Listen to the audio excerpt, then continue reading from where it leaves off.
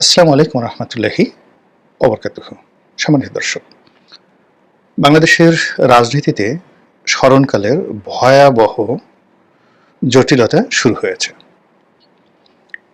একটি ঘটনার সঙ্গে অন্য ঘটনা, একটি প্রেক্ষাপটের সঙ্গে অন্য প্রেক্ষাপট, একটি অপরাধের সঙ্গে অন্য অপরাধ, একটি সমস্যার সঙ্গে অন্য একটি সমস্যা, একেবারে ডালে চালে সেদ্ধ হয়ে এমনভাবে খিচুড়িতে পরিণত হয়েছে।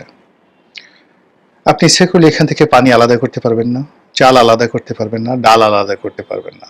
তদ্রূপ আমাদের পুরো বাংলাদেশের যে সার্বিক পরিস্থিতি, সেই পরিস্থিতি রীতিমতো জগা খিচুড়িতে পরিণত হয়েছে। আর যখন এইরকম একটা পরিবেশ পরিস্থিতি তৈরি হয়, তখন সেখানে যা হয়, সুবিধাবাদী যারা গ্রুপ রয়েছে, ধান্দাবাজ যারা গ্রুপ রয়েছে, তারা ভীষণ রকম আনন্দে উদ্বেলিত থাকে। সমাজে যারা ভদ্রলোক, সম্ভ্রান্ত এবং মধ্যবিত্ত শ্রেণী, তারা মারাত্মক বিপদ এবং বিপত্তির মধ্যে থাকে। সাধারণ মানুষ, তাদের জীবনে ত্রাহি ত্রাহি অবস্থা তৈরি হয় এবং এর ফলে সকলের যে কাজ করার ক্ষমতা, ঘুমানোর ক্ষমতা, বিনোদনের ক্ষমতা, বেঁচে থাকার ক্ষমতা, এটা নষ্ট হয়ে যায়।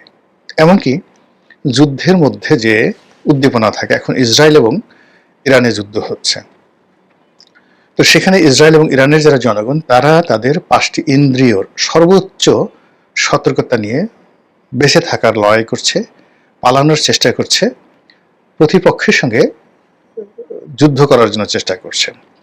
কিন্তু বাংলাদেশে যে অবস্থা হচ্ছে, সেখানে মন ভার হয়ে যাচ্ছে, মস্তিষ্ক দুর্বল হয়ে যাচ্ছে এবং কাজ করার ক্ষমতা, খাবারের ক্ষমতা, এই জিনিসগুলো কমে যাচ্ছে। ফলে দেখুন, জিডিপি, আমাদের যে সারা দেশের যে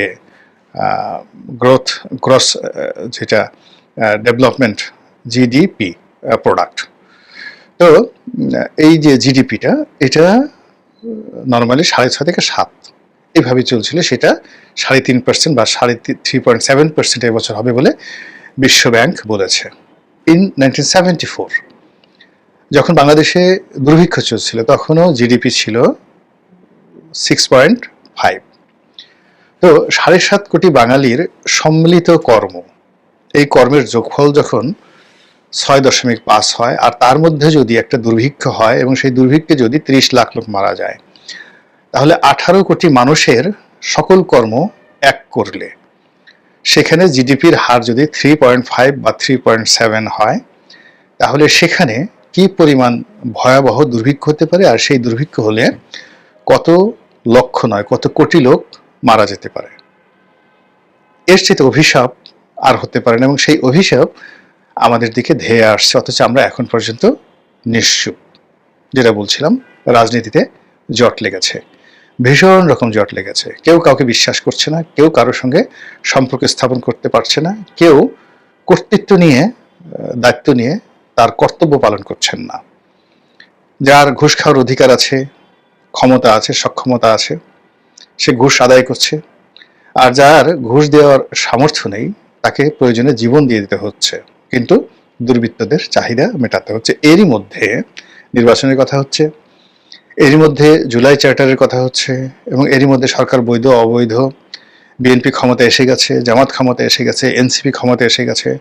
অনেকে মন্ত্রী, এমপি, প্রধানমন্ত্রী হওয়ার জন্য যে দৌড় শুরু করেছেন, তার আগে দেশ বিদেশ থেকে তারা স্যুট, টাই, কোট তৈরি করেছেন। কিন্তু আমাদের জাতীয় জীবনে যে সমস্যাগুলো, আকাশের সমস্যা, যেমন ঝড়, বৃষ্টি, বন্যা, এইগুলোর পূর্বাভাসে আপনি দেখেন যে সামনের 6-7টা মাস কিন্তু ভালো যাবে না। আমাদের যে ফসল উৎপন্ন করার ক্ষমতা, অথবা ইরান এবং ইসরায়েলের যে যুদ্ধ, সেই যুদ্ধের ফলে আমাদের তেল আমদানিতে, এলএনজি আমদানিতে কি পরিমাণ বাধা সৃষ্টি হতে পারে, সেটা নিয়ে কিন্তু আমরা ভাবছি না।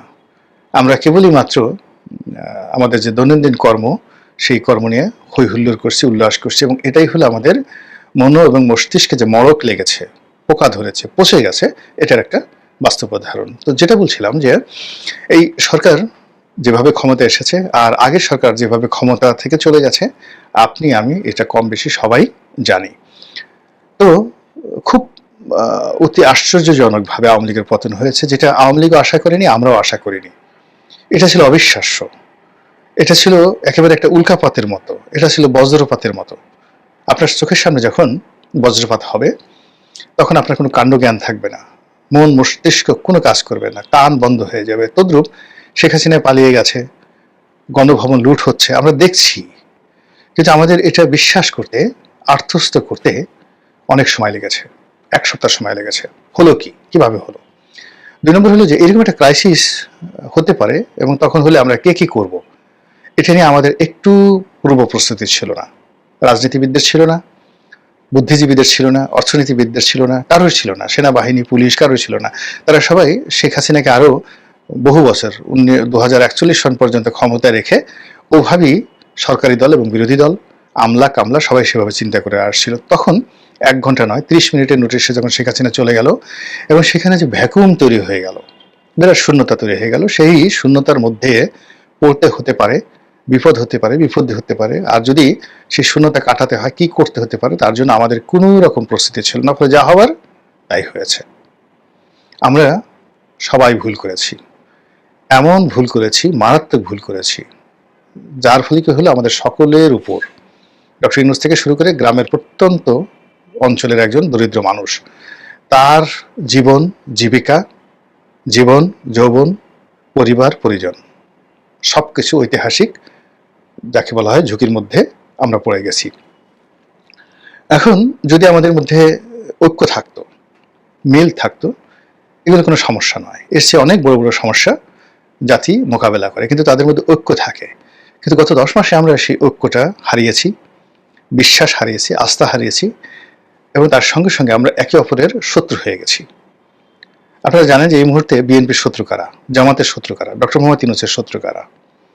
তো সবাইরই এই 10 মাসে নতুন শত্রু তৈরি হয়েছে। পুরনো শত্রু যারা ছিলেন তারা তো পলাতক, নতুন শত্রু তৈরি হয়েছে, এবং নতুন শত্রু এই নতুন পানিতে, মানে নতুন পরিবেশ পরিস্থিতিতে এতটা শক্তিশালী, এতটা নির্মম এবং এতটা নিষ্ঠুর যে শত্রু তার প্রতিপক্ষের জন্য কতটা ভয়াবহ হতে পারে, এটাও আমরা এখন পর্যন্ত কল্পনা করতে পারছি না। ফলে এই গত 10 মাসের যে সহজ সরল আমাদের রাষ্ট্র ব্যবস্থা, ঢিলে ঢালা প্রশাসন ব্যবস্থা, তারপর ক্ষেত্র বিশেষে দুর্নীতি, অনিয়ম এবং নির্বুদ্ধিতা, এগুলোর ফলে জাতীয় জীবনে এতগুলো বাঁক তৈরি হয়ে গেছে, অ্যাঙ্গেল তৈরি হয়ে গেছে, যেখান থেকে এখন বের হওয়ার কোনো রাস্তা আপাতত নেই। সরকার কিভাবে শপথ নিলেন, তার বৈধতা কি? এক পক্ষ বলছে এটা বিপ্লবী সরকার, আর এক পক্ষ বলছে সাংবিধানিক সরকার, আর এক পক্ষ বলছেন যে সুপ্রিম কোর্ট থেকে যে রেফারেন্স এসেছে সংবিধানের 106 ধারা অনুযায়ী, সেই 106 ধারার বিধান অনুযায়ী এটা বৈধ সরকার, সুপ্রিম কোর্টের রায় অনুযায়ী। এখন জানা যাচ্ছে সুপ্রিম কোর্টের যে সে রায় কিভাবে এলো, বলা হচ্ছে ফুল কোর্ট, অর্থাৎ প্রধান বিচারপতির নেতৃত্বে অ্যাপিলেট ডিভিশনের সকল বিচারপতিরা বসে এই সিদ্ধান্ত নিয়েছেন। তাহলে সেই সিদ্ধান্তের কপি কই, প্রধান বিচারপতির স্বাক্ষর কই?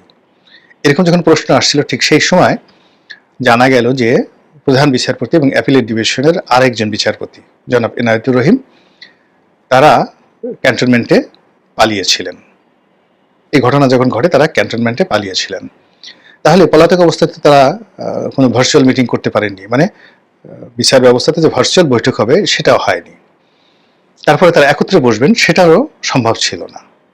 এবং পরবর্তীতে যখন পরিস্থিতি স্বাভাবিক হলো, সেই প্রধান বিচারপতি একটা ফুল কোর্ট বেঞ্চ তিনি ডাকার চেষ্টা করেছিলেন। এখন যেটা আমি বুঝতে পারি, তো বুঝতে পারার পর বোকামি কাকে বলে দেখেন, তিনি সম্ভবত ওই যে 106 ধারার যে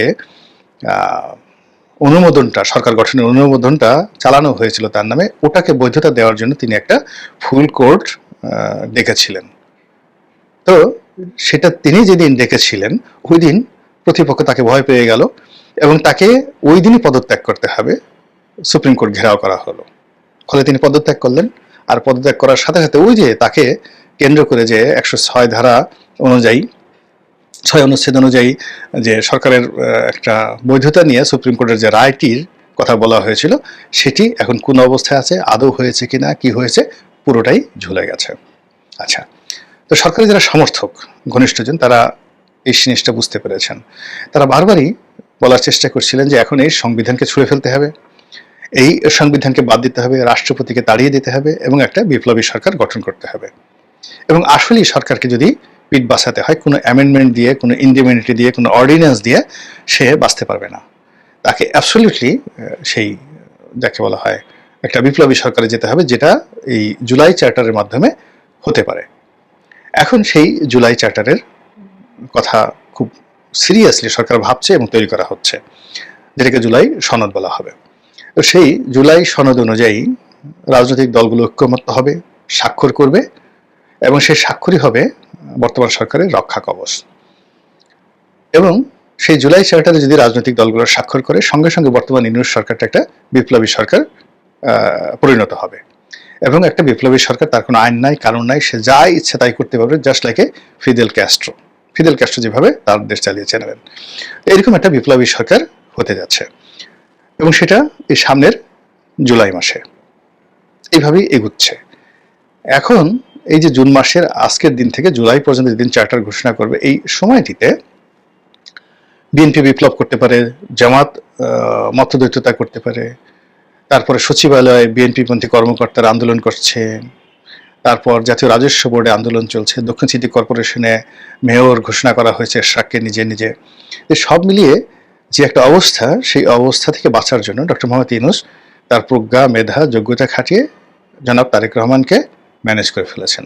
তার সঙ্গে একটা বৈঠক করেছেন এবং তার সঙ্গে একটা সমঝোতা এসেছেন এবং বিএনপির লোকজন সেই প্রথম কয়েকদিন, অর্থাৎ যেদিন তারেক রহমান সাহেবের সাথে লন্ডনে বৈঠক হলো সেই দিন থেকে ঠিক গতকাল পর্যন্ত, আজকে হলো আমি যে ভিডিওটি করছি আজকে হলো মঙ্গলবার, তো মঙ্গলবারে বিএনপির হুঁশ হয়েছে যে আসলে কি সর্বনাশ ঘটে গেছে, কিন্তু সোমবার পর্যন্ত দেওয়ার ভেবে হ্যাপিয়েস্ট যাকে বলা হয় পার্টি।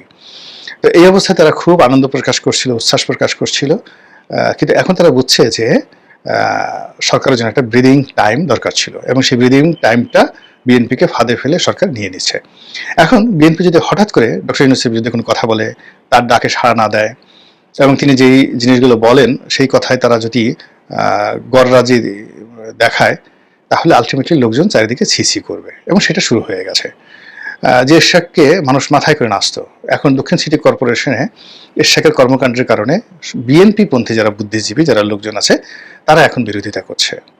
তো এইরকম অবস্থা। আবার বিএনপি পন্থী যে সমস্ত লোকজন ফেব্রুয়ারিতে, জানুয়ারিতে কিংবা ডিসেম্বরে সে নির্বাচন নিয়ে তারা প্রস্তুতি নিচ্ছিল, এখন দেখা যাচ্ছে যে এই লন্ডনে তারেক রহমান সাহেবের বৈঠকের পরে তারা মিলাতে পারছে না, কেন হলো, কিভাবে হলো, কি হলো।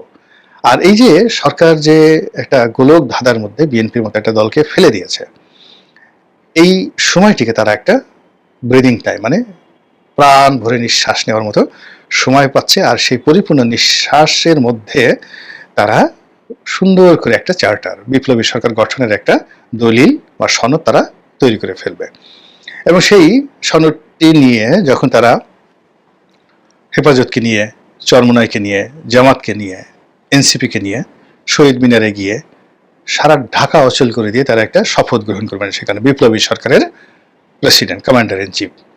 নো সংবিধান, নো রুলস, নো রেগুলেশন, সরকার যা বলবে সেটাই আইন।